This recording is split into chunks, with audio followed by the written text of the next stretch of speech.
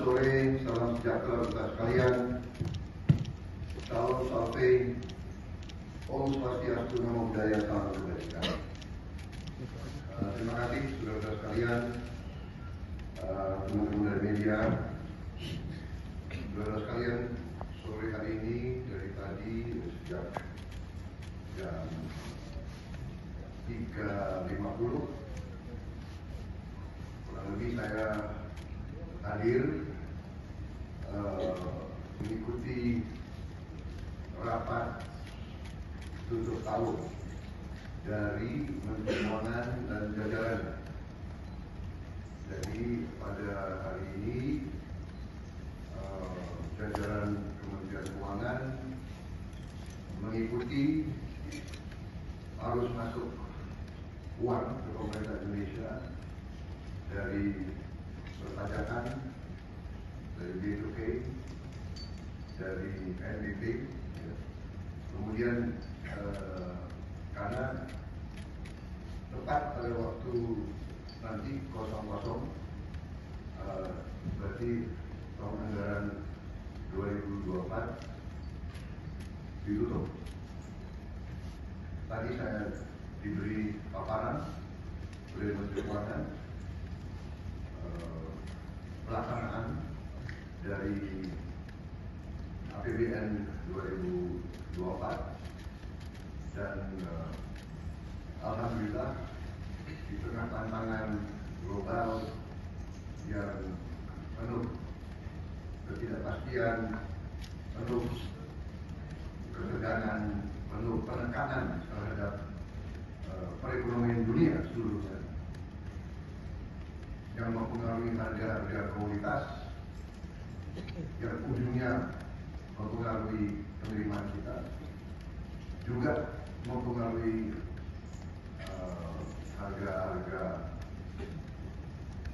minyak dan gas. Ternyata kita masih bisa mengelola keuangan negara dengan prudent, dengan bijak, dengan hati-hati, dan kita masih mampu untuk mengendalikan defisit kita dalam koridor yang masih cukup hati-hati dan cukup mampu kita kelola. Dalam hal ini juga saya kira ada baiknya juga saya mengambil beberapa hal tentang kenaikan tarif pajak pertambahan nilai PPN yang mungkin masih ada suatu keraguan-keraguan atau suatu ketidakpemahaman yang tepat, sehingga saya setelah koordinasi dan diskusi dengan Menteri Keuangan dan jajaran beberapa kementerian lain, saya merasa perlu bahwa untuk menyampaikan sendiri masalah PPN 12% ini.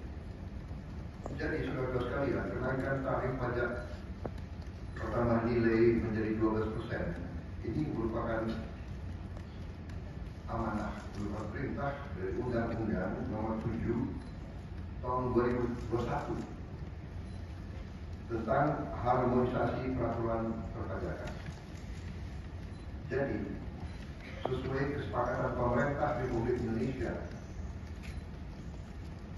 dengan DPR tahun 2021, kenaikan tarif dilakukan secara bertahap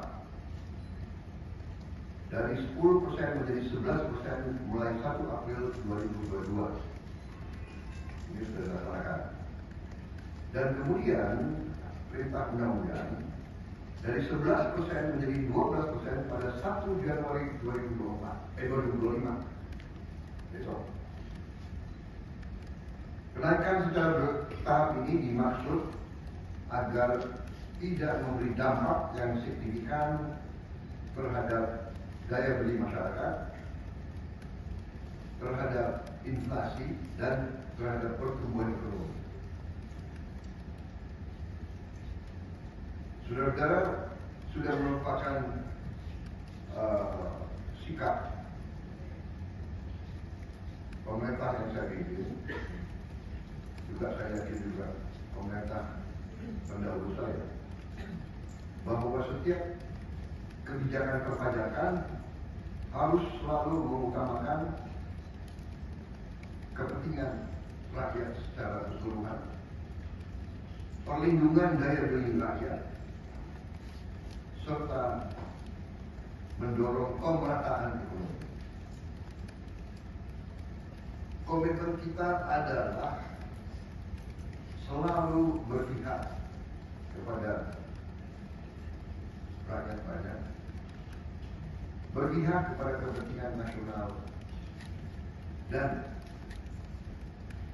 berjuang dan bekerja untuk kesejahteraan rakyat.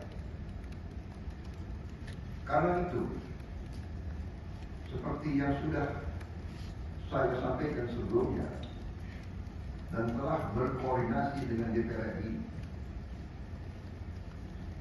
hari ini pemerintah memutuskan bahwa kenaikan tarif PPN dari 11% menjadi 12% hanya dikenakan terhadap barang dan jasa mewah.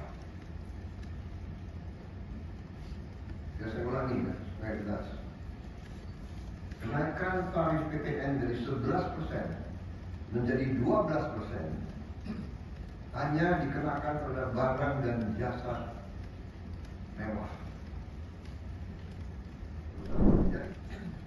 Bahwa setiap kebijakan perpajakan harus selalu mengutamakan kepentingan rakyat secara keseluruhan, perlindungan daya beli rakyat, serta mendorong pemerataan ekonomi. Komitmen kita adalah selalu berpihak kepada rakyat banyak, berpihak kepada kepentingan nasional, dan berjuang dan bekerja untuk kesejahteraan rakyat. Karena itu, seperti yang sudah saya sampaikan sebelumnya dan telah berkoordinasi dengan DPR RI, hari ini pemerintah memutuskan bahwa kenaikan tarif PPN dari 11% menjadi 12% hanya dikenakan terhadap barang dan jasa mewah. Ya, saya ulangi ya, supaya jelas. Kenaikan tarif PPN dari 11% menjadi 12% hanya dikenakan pada barang dan jasa mewah, yaitu barang dan jasa tertentu yang selama ini sudah terkena PPN barang mewah yang dikonsumsi oleh golongan masyarakat berada, masyarakat mampu. Contoh, pesawat jet pribadi itu tergolong barang mewah yang dimanfaatkan ataupun digunakan oleh masyarakat papan atas. Kemudian kapal pesiar, yacht, motor yacht, kemudian rumah yang sangat mewah yang nilainya di atas golongan menengah. Artinya, untuk barang dan jasa yang selain tergolong barang-barang mewah, tidak ada kenaikan PPN, yakni tetap sebesar yang berlaku sekarang, yang sudah berlaku dari sejak tahun 2022. untuk barang dan jasa yang merupakan kebutuhan pokok masyarakat yang selama ini diberi fasilitas pembebasan atau dikenakan tarif PPN 0% masih tetap berlaku. Ya, saya ulangi, barang dan jasa yang merupakan kebutuhan pokok masyarakat yang selama ini diberi fasilitas pembebasan dari pajak,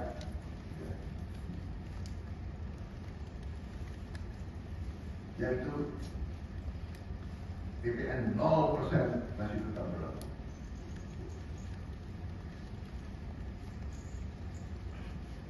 Pemerintah telah berkomitmen memberi paket stimulus. Nilai stimulus itu adalah 38,6 triliun. Seperti yang pernah diumumkan sebelumnya. Bantuan beras untuk 16 juta penerima bantuan pangan 10 kg per bulan. Diskon 50% untuk pelanggan listrik dengan daya maksimal 2200 volt. Pembiayaan industri padat karya. Insentif PPh pasal 21 bagi pekerja dengan gaji sampai dengan rupiah 10 juta per bulan. Kemudian bebas PPh bagi UMKM beromset kurang dari 500 juta per tahun dan lain sebagainya. Paket stimulus ini nilainya semua adalah 38,6 T. Untuk barang dan jasa yang dibutuhkan oleh masyarakat banyak, yang tetap diberi pembebasan PPN, yaitu tarif 0%, antara lain kebutuhan pokok, beras, daging, ikan, telur, sayur, susu segar, jasa pendidikan, jasa kesehatan, jasa angkutan umum, rumah sederhana, air minum. Saudara-saudara, dengan ini saya kira sudah sangat jelas bahwa pemerintah akan terus berupaya untuk menciptakan sistem perpajakan yang adil dan pro rakyat. Saya kira hal-hal yang lebih teknis akan ditindaklanjuti oleh kementerian-kementerian yang terkait dan semua lembaga yang terkait. Saya kira itu saja dari saya. Terima kasih. Wassalamualaikum warahmatullahi wabarakatuh. Shalom Salam. Om Santi Santi Santi. Om Namo Buddhaya. Salam kebajikan dan selamat malam tahun baru. Dan saudara lihat, malam tahun baru pemerintah masih bekerja sampai nanti jam 00.00 pemerintah tetap sebagian besar pejabat ada di kantor masing-masing. Saya kira itu sekali lagi untuk seluruh saudara-saudaraku sebangsa dan setanah air, selamat menghadapi tahun baru. Kita hadapi tahun baru dengan gembira, optimis, percaya diri bahwa Indonesia akan bangkit. Terima kasih.